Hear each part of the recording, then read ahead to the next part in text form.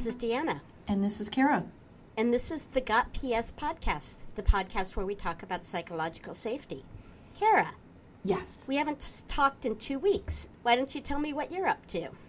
I am still running, and I'm going to be having a 10K race a week from today. Oh, God, you're nuts. Yeah, I was going to say, that also means we probably won't record next week, too, right? Actually, it's on Saturday. We'll be okay. We can still record next week. You sure? Oh, yeah, I'll be long recovered. Show off. Hey, at my age, I'm just glad it moves. Well, good for you. How about you? You had fun last weekend. I went to Connecticut for a cousin's wedding. It was a good time to see all the family, and one of the things I loved best about it was during the reception, there was a wall of donuts. How much better can you get than a wall of donuts? I love your family already. Okay, keep going. There was also the way the tables were grouped. I was in the cousin tables. Me and all my cousins were assigned to the same tables. It was really a great chance to catch up and learn about what's going on in all their lives since we're scattered all over the country. When's the last time you got a chance to talk to them? My grandmother's funeral. Got it. It's hard, especially when people are geographically all over the place. Yeah. And some of my cousins didn't even come back for the funeral. It was nice to talk to them, hear how one of them, she and her husband, are restoring a 1930s house that they recently bought. And just hearing what everyone's doing. That's awesome. And I think you told me that you had a special cousin that is maybe listening to our podcast. Yes, apparently one of my cousins is listening to the podcast. You know who you are. Hi. That's awesome. Thank you, Deanna's cousin. Yes, so very exciting. What are we talking about today, Deanna? We are still talking about the community portion of full stack psychological safety. If you may remember from our prior discussions, the model consists of 5 phases, starting with culture, which has to do with how the corporate culture is and how that affects teams. Community, where we're working right now, which is all about sort of starting up the teams and getting everything comfortable, followed by conversation, contribution, and commitment. Next week, we'll be moving on to conversation. Digging a little bit deeper into what community safety is. This is your baseline team psychological safety. Everybody feels welcome. They have access to everything they need. They understand their place on the team, and they are all valued. Last episode, we talked about having somebody on board to a team. Today, we're going to talk about starting up a new team, and I'm going to talk a little bit about the whole forming, storming, norming, and performing model that was created by psychologist Bruce Tuckman in 1965. A lot of this deals with psychological safety. Deanna and I were on a team where our team lead very much loved to talk about this particular model for team development. I could see Deanna viscerally reacting every time he brought it up. I was talking about this particular model a couple of weeks ago, and Deanna's like, it still bugs me. And so she did some research. She looked at current conversations online about it. You're going to hear verbatim what her visceral reactions are. Forming, storming, norming, and performing are still a very popular framework for discussing how to build up a new team. That's because there's a decent chunk of about it that's good, but there's some things I dislike. We'll get to that as we move forward. We start with forming. You're a group of individuals, you've been thrown together into a team. You may not know each other, and you may not know exactly what you're doing. In forming, you should be setting your team norms, what your goals are, your communication styles, expectations, and roles. You should have a chance to get to know each other. I really don't have any issues with the forming phase. This seems like reasonable stuff. You want to know how people communicate. You want to have expectations and know where everyone fits in. And you want to have an idea of what the goal is for the team. You need to get to know each other, and not just on a work level, but on a personal level, because it's fine to say, I'm the DBA, and you're the software engineer. That doesn't tell me about how you're going to react when I do something. Usually in this case, somebody is the task lead. They're going to probably do a lot of guiding the team through this. They will set some of the team norms nominally to start and then adjust them as everybody gets to know each other. A lot of times when we form teams, some of the people are coming from the same departments and some people are completely new. They don't know anybody on the team. They're pulled in because they have particular expertise. There are cases where some people have some comfortableness that not maybe everybody has. Need to be a little bit aware of that. So don't think that you can get to know each other in one meeting where you go around and do introductions. Getting to know each other takes a while. It's going to require some trust building, which may not exist at the moment. Especially if you're on a team where some of the people know each other and you don't, you're going to feel like an outsider. The people who know each other are going to have to take extra effort to make sure that the people they don't know feel included in this new team. I just joined a team at the beginning of the year, and everybody on the team was from the same department, except for me. I have to say, they were extremely great. I never felt like I was extra, outside, different. They treated me with respect and welcomed me aboard with no problems. It worked out well, but watch out for cliques. Watch out for those people, because when you feel comfortable with people that you've worked with before, sometimes those are well-tread roads, and you don't work as much to bring some of those other people in that you don't know as well. And be careful about snap judgments, which I personally do a lot. You're going to meet these people for the first time, and depending on what they say, usually within the first 2 or 3 sentences, you've already made a judgment of, I'm going to like this guy, I'm going to dislike this guy, meh, something like that. Be open to the fact that maybe that snap judgment is incorrect. Unless, of course, you're me, in which case it's always correct. But we won't discuss that. Ready? You are perfection. I think I've said this before in terms of snap judgments. I just remember being in the first meeting with Deanna when I joined a project she was on. This is, almost 6 years ago. I remember the dynamics of that team. You were joking and kidding and trying to make light. And I was, okay, I get that. I gravitate towards that. I take work seriously, but not so seriously. Some of the other people were so serious. This is an interesting dynamic. Interesting is a word. Dysfunctional probably was what it ended up being, but that's okay. Something we may discuss, probably not this season, but maybe next season we'll discuss what to do with a dysfunctional team. Once you get to forming, everybody's been on new teams and they've met people. You're kind of getting used to things. You're figuring out if you like to talk via Slack and Teams and all this and that. You need to get comfortable. A couple weeks pass. What's next, Deanna? Then we move to the storming phase, where people are sort of struggling to collaborate. You'll find often they'll start breaking into small groups with their own leader based on preferred ways of working, based on whether they like each other or not, or something. Remember those snap judgments I said? If you decide you hate all but 2 people on the team, you're probably going to form your own little tiny subgroup with the 2 people you can tolerate.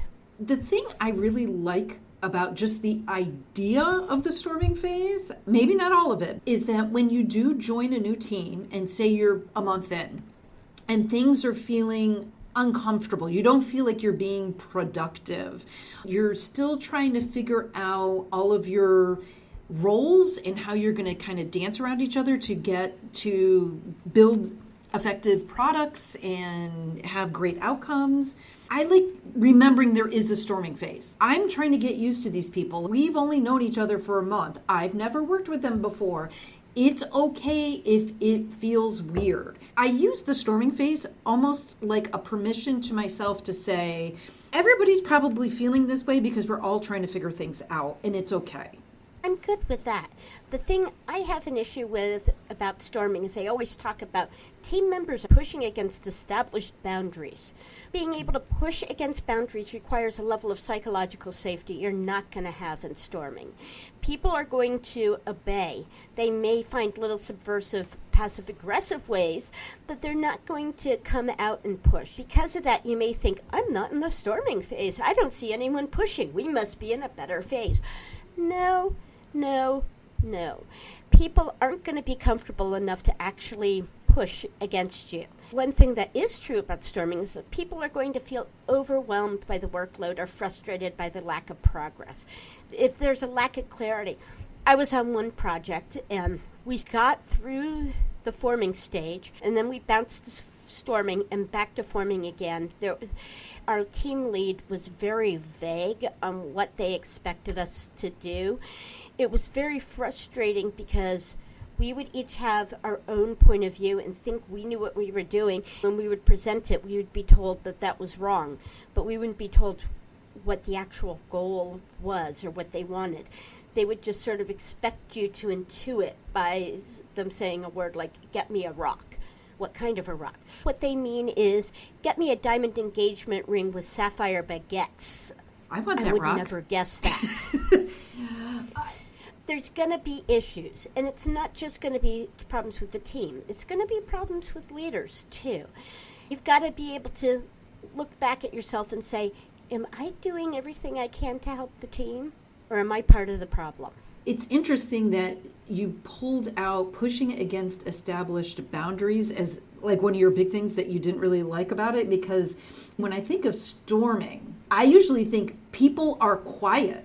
They're usually like, I have no idea what's going on. I don't understand what I'm being asked to do. And I don't feel comfortable speaking up and asking a lot of questions. I'm going to go off and hope I can figure it out on my own. I usually think of it not as pushing on boundaries, but just not saying anything at all and hoping that you'll figure it out as you go. The other thing is Deanna and I are going to begin working on a part of psychological safety that talks more about individual responsibilities in a team with psychological safety and the kind of the baggage you bring and deciphering all of that. When it comes to pushing against established boundaries, not everybody has the personality that they would even do that anyway. You're going to find splitting into several small groups, that's going to happen. I suppose that's a way of pushing against boundaries rather than working as one big team. You're now in a lot of small little sub-teams. And in those sub-teams, you're probably talking smack about the other teams. At least I do. When you're in a team and it's storming, and you do go into these little sub-teams, you're trying desperately to create psychological safety however you can in this larger team that you're in. And if that means breaking off and talking smack in a small team, that's creating a little safety bubble for yourself so that you can go ahead and do your job that day. As a team lead, you need to be aware of that. You should recognize that the quiet may actually represent conflict, even though they're not saying it. You may start seeing people breaking off into little teams, and you may need to approach each small team individually and talk to them. Advice I've been given on the storming phase is to listen to all sides of the conflict and facilitate a middle ground. But this implies that there's conflict. Conflict is rarely going to be visible in the storming phase. It's all going to be behind the scenes. It's all going to be mostly passive-aggressive crap, or nothing at all. Another thing Deanna and I were talking about when we were talking about the storming phase is for our work, and probably everybody else's work, we work with our customers pretty directly. When you talk about a team at our company, we're hired to make a particular product. We get together, we make our team. That's one bubble of forming and storming. But then whenever the customer dives into the team and you're interfacing with them, they are part of your team. And if the team is not getting along with the customer and the customer is not happy with what the team is doing, oh boy, that can drag everybody back to storming real fast. And I've seen that numerous times. You may fall back into the forming phase. For instance, you may have come up with goals and communication methods and such, but you may have realized that the communication methods you developed at the beginning aren't actually serving the needs of the team. Or the more time you spend with the client, you may discover, maybe I actually need to change our goals around. Don't be afraid to fall back into forming. Sometimes it's the best use of time, and if you fall back in forming at that point, you actually have probably better relationships or hopefully a little bit more honest relationships. When you form the team, you're going to do it with a little bit more intention and knowledge and awareness. It's probably going to be a little more effective. Yeah, and both forming and storming, you're going to want to have individual one-on-ones with each of the team members so you can get to know them better, but also see how they feel about things. Don't be surprised if they completely lie to you and say, yeah, everything's good, because they're not safe with you. This is going to be a struggle, especially in the beginning, to develop that kind of rapport where they'll actually tell you, I think this is complete crap. Or your idea of telling me to bring a rock is not clear enough for me to understand. I'm not going to say that initially. It's scary. This person is your boss. They can affect promotions. They can affect your raises. They may even affect your ability to stay in that company. You need to be aware that just because people are agreeing with you or not saying anything bad doesn't mean they're not thinking it. As an individual person on the team, I know I feel better when I do get that time where I get to work with all of the team members one-on-one at some point in time. That makes me feel safe overall in the team. If you want to invest in your team's psychological safety, start building those individual relationships. Remember, the relationships may be at different levels. I'm on one team, there's somebody who thinks I'm like a friend and a mentor, and I think they're an idiot. So, oops. I'm trying to be very nice and mentor, and I'm not trying to say I don't think there's enough there to mentor. Even though I'm thinking. There's not enough there to mentor. All right. Moving on. I think coming Right. out of storming into the next phase is the hard one.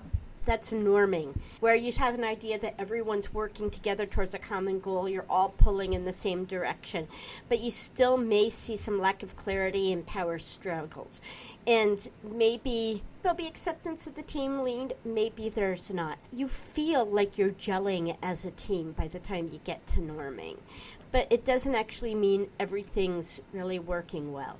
I think a lot of people think they're in the norming stage when they're still actually in storming because people are afraid to say what they really think. Do not think, we're doing great, we're in norming, because you may not be. That's why you're going to have to actually pay attention to the people on your team and what they're doing. Read body language, listen to intonation, figure out why somebody's always quiet in meetings. Maybe they're quiet because they don't feel there's anything to contribute. Maybe they're quiet because they're afraid if they open their mouth, they're just going to spew. The problem with norming is the assumption that you're actually going to get this and it's going to feel right. I think a lot of people mistake quiet storming for norming. The one thing when I was reading the materials that you used to prepare for this podcast today, Deanna, that really bothered me about norming, they believe that you would come out of the woods and into the clearing of norming as a whole team on its own. You will just rectify everything and the angels shall sing and there will be rainbows and puppies and unicorns. That is just not the case. There's intention that has to go along with getting you from storming to norming. It just is not going to happen. Everybody's got to have intention to want it to happen. It's hard. It's okay if you only sometimes reach norming and then fall back to storming. That's perfectly normal. It's hard to get a whole team to gel, especially if it's only for a short-term project. If it's only 4 months, it's not going to happen. This is something that's going to take place over the course of a year or even 2 years, and you need to be patient and understand that. One of the things I dislike about the advice that I found was it says, recognize the value of everyone on the team. You should have been doing that in forming. Why are you waiting until norming to recognize that people have value? That is complete crap. Rather than accepting the fact that they're on that team brings value in and of themselves. It really bothers me that you're not going to value people or have honest communications until you reach norming. Some of these things should be done a lot earlier. Some of these things are going to happen later. You may be all going in the same direction, but there may be that all conflict is just being quiet. That's very true. I have been on many meetings where we're all working towards a common goal, and it feels like we're norming, but behind the scenes, I'm going, this is crap. I don't believe it. This is crap. I've worked on projects where we are creating a white paper. The team is made up of representatives of different technical expertise areas. And we get together and we decide the direction we're going to go in the white paper, the pieces, parts we're going to need in the white paper, and assign who's going to work on each piece. And usually there's somebody who's the book boss. In that case, the book boss is going to interact with most people on the team, and the other people are probably not going to interact with each other too much. You're only going to get to a certain level of overall zen on the team. That's all you're probably going to need, because those projects are usually a 3-4 month turnaround. It's just not necessarily kumbayaing together constantly to try to build up this whole team camaraderie. Would it be nice? Of course. I like knowing people that I work with in the organization. I like making new connections at work, making potentially new friends. Love all that kind of stuff. Is it necessary? Maybe not. That's the case with psychological safety, too. If you're a scratch team that's been put together to just audit this one site and then you're gone, you don't really need high psychological safety. Likewise, you don't need to actually get to norming. If you're working on a short-term project, you need to start at a level where you're valuing everybody. Because if you're not valuing everybody to start, you're not going to be able to do that quick turnaround task. You're not going to trust them, at least, to do their part. You need to assume the fact that they're here on your team implies a level of value already. Mm-hmm. Then we get to nirvana, which is performing.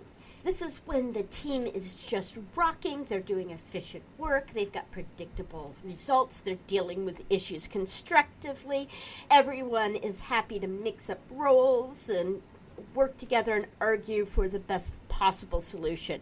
I would say that you reach performing 5% of the time. I would probably agree with that. It's hard. There's going to be internal conflicts, there's going to be external conflicts, there's going to be things that affect you. Can it happen? Yes. Is it going to happen often?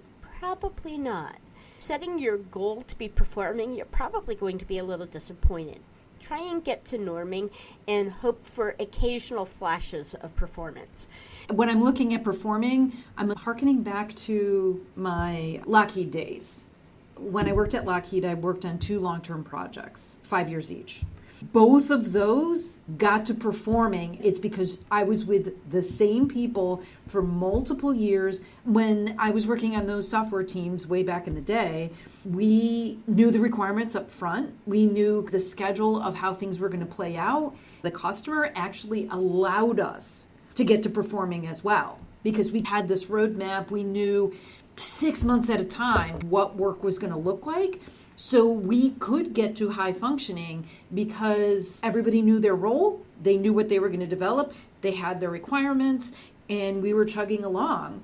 There were every once in a while conflicts of a personal nature, not work nature. I worked with somebody who went to a church that did not believe women should be pastors, and whenever that came up, we did agree to disagree, and we did respect each other. And there was our lead who really thought one of the people on the team was not that bright. He let it be known in the snarkiest of fashions whenever he could. But for the most part, we were high performing. We got the work done. It was pretty seamless. We were executing to schedule very easily, but it did take years. Don't think you're going to hit this in 6 months or even a year. As Kara said, it's going to take years to get to performing usually.